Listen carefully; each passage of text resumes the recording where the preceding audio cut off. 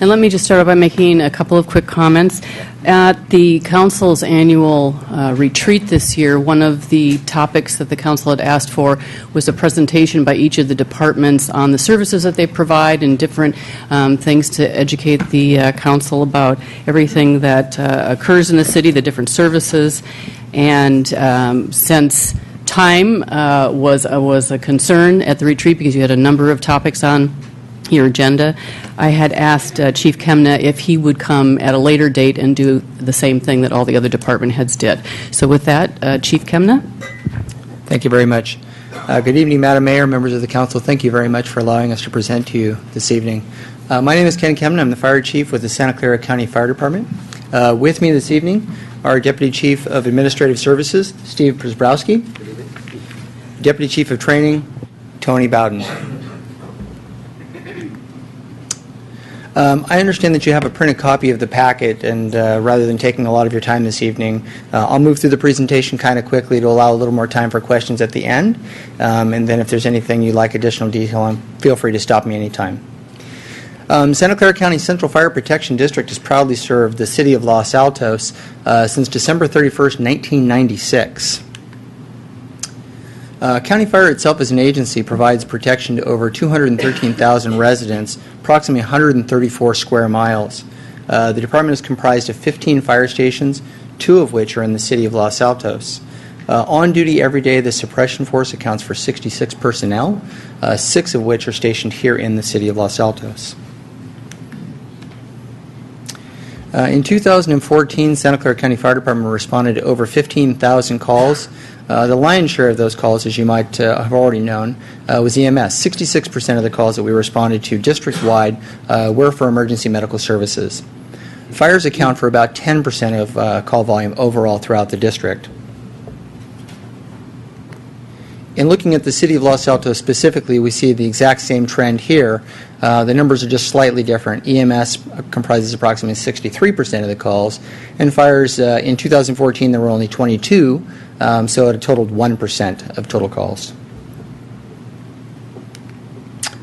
Looking at this data a little bit differently and looking back a few years, we can see that over a 3-year trend, the numbers are staying relatively consistent. Total incidents traditionally runs just a little over 2,000 for the city of Los Altos. And fires typically fluctuate from year to year, but you can see in 2014 we were down substantially, down to 22. I do have a question. Can you just clarify what is a service call? Service call oftentimes is just a general call to assist somebody sometimes getting back into bed who may have fallen out of bed and not have a medical emergency, just need assistance getting off the floor. An elderly person or somebody maybe using a walker or wheelchair, something like that.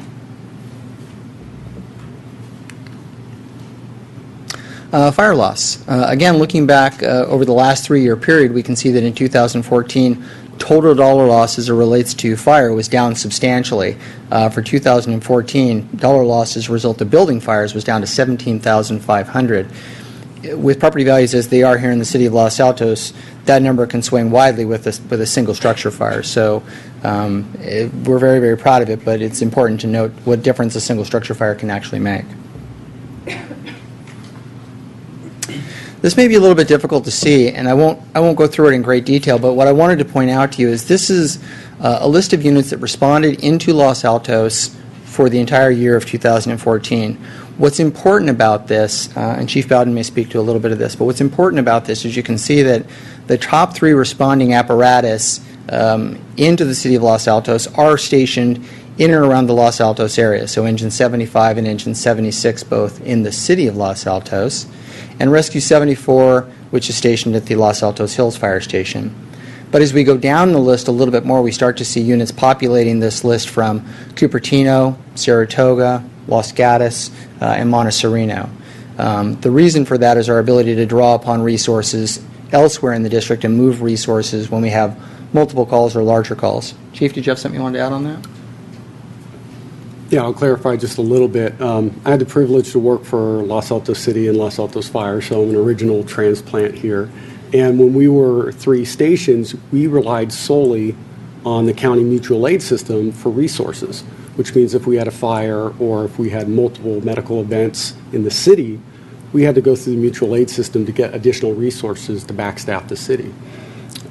Now, it's a great system, the mutual aid system in Santa Clara County, but it can be a little slow when you're going through multiple dispatches.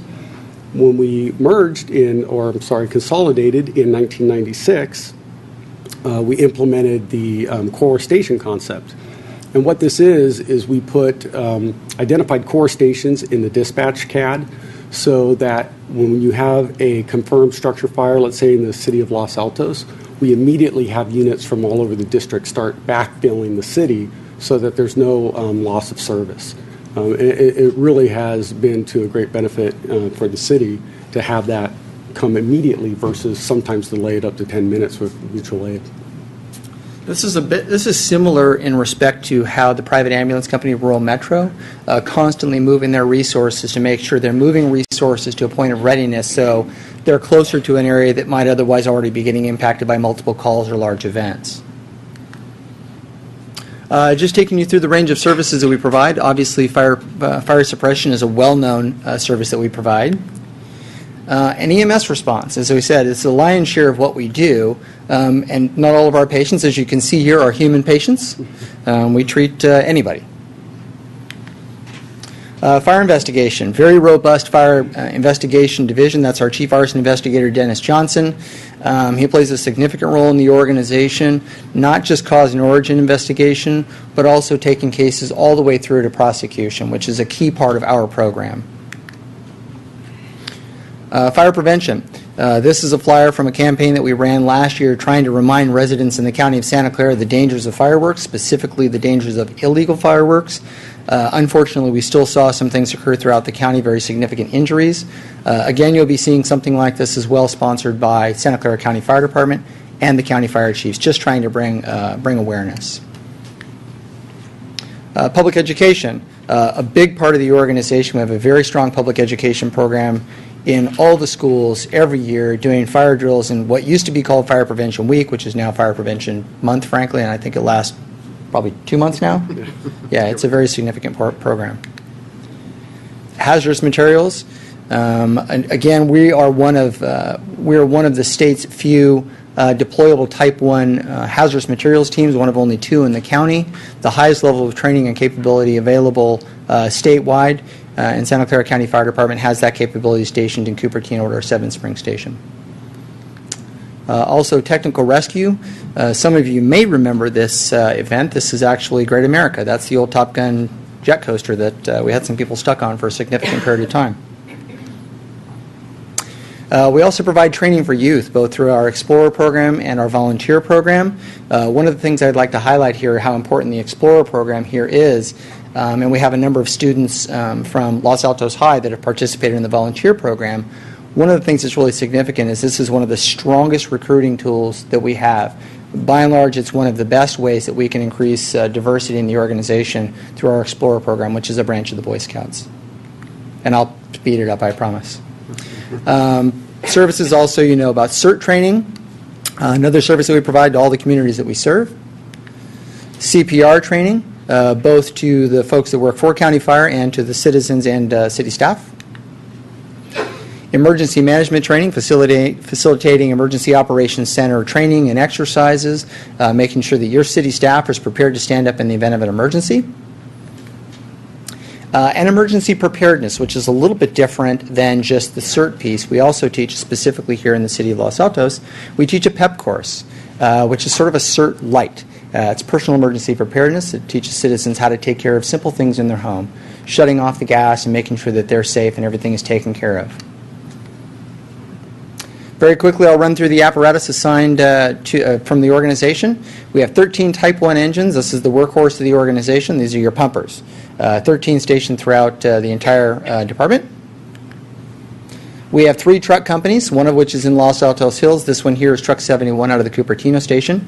It is the biggest of the 3 trucks that we have. This is a 100-foot elevated platform. 5 Type 3 engines. It's not just the picture. It actually is much taller and much shorter than your average engine. This is it gets into tighter spaces. We often think of it as a wildland engine, but really what it's designed to is to get into some of the tighter spaces that we can't get the bigger engines in. A lot of capability. You may see those engines on the news during fire season. Type 3 engines are very common for deployment in the wildland environment. Also, our Type 6 engines, which are much, much smaller, these are excellent for getting into some of the park spaces that we have where we can't otherwise get a big piece of equipment. This rig right here is actually stationed out of the old Sequoia station or the Los Altos station. Rescue companies, a highly specialized piece of equipment that carries specialized rescue equipment. Our battalion chief vehicles, of which we have 3. And the Special Operations Task Force, this gets back to the rescue companies. This is a cadre of personnel specially trained in hazardous materials and technical rescue. The highest level of both capabilities come together to create this task force. And then our urban search and rescue vehicle as well. A few recent changes. Many of you may have heard of Pulse Point. We're very proud of Pulse Point. This was a partnership of all the fire departments in Santa Clara County, bringing Pulse Point live all at one time countywide. We're the first county to do so. For those of you who don't know what it is, essentially it's a smartphone app that alerts you when there is a need to perform CPR. So I have it on my phone. If there was a call for service here in this center and somebody was having a heart attack and they needed CPR, I would get an alert on my phone, on duty or off duty, and I would be able to respond as a citizen volunteer. This is an example of what happens when Pulse Point gets activated. This is a map of downtown Cupertino, and the little red heart is an actual call for service, and the little people are people that were carrying the app and were notified that there was an emergency that needed somebody to render aid at that time. The person was actually fine. It turned out to not be an issue, but this is the kind of thing that technology can do for us. I'll jump to something that's really important to us. Probably the biggest change to the organization is the Office of Emergency Management and Community Education, an entirely new division that we created in the fire department under the direction of the Director of Emergency Management. We now have a Deputy Director of Emergency Management who oversees a staff that performs emergency operations planning, city staff and EOC training and exercises, coordinates grant planning, and works side by side with an Assistant Deputy Director of Emergency Preparedness and Community Education. This oversees public education, CPR, PEP, and CERT. Now, we talked about these things a little bit earlier. What's significant about that is we had a fledgling little public education division, and we had people that were doing emergency operations planning. Now we have a full-blown division, fully staffed, capable of serving this function for the communities we serve. Several recent changes. You may have noticed throughout the presentation that the numbers on the apparatus don't line up necessarily with what's written underneath them. That's because about a year ago we changed all the numbers on all the apparatus in the county. There are no longer any duplicates. There's only one engine one, only one truck one. It's for safety. There was an incident several years ago in Contra Costa County where there was some confusion over apparatus with the same number, and so we decided we were going to change all that. Some recent changes. Recently completed a new strategic plan, a community-driven strategic plan that involved many players from the communities that we serve.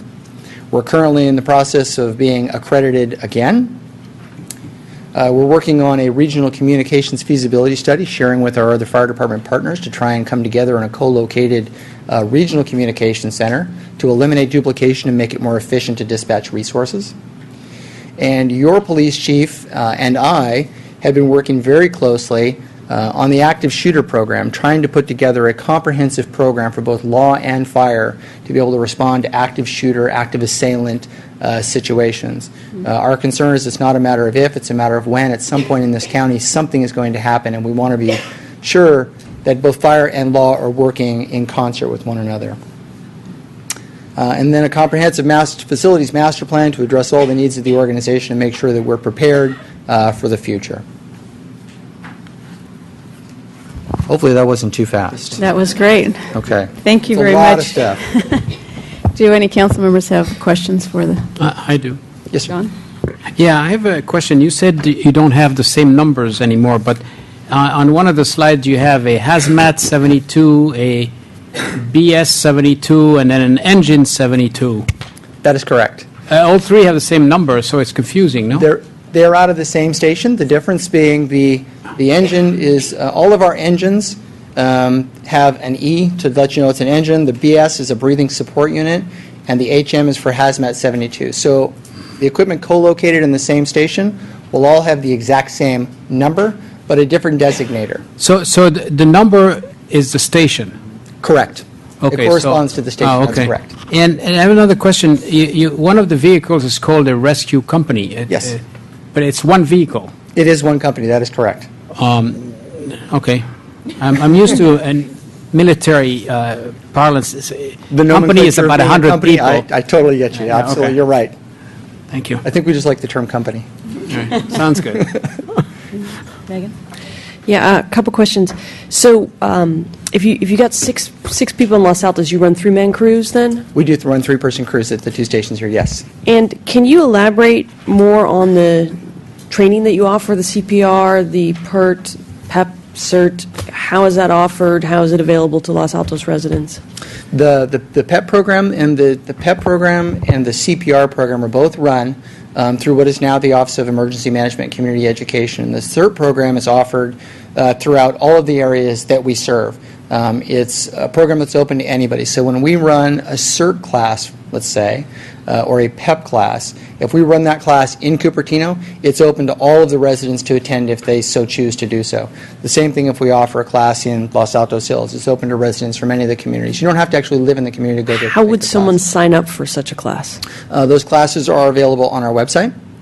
We make sure that all the classes are advertised in the community. Usually there's a community magazine that tells you what classes are offered through the community center. We advertise in all of those.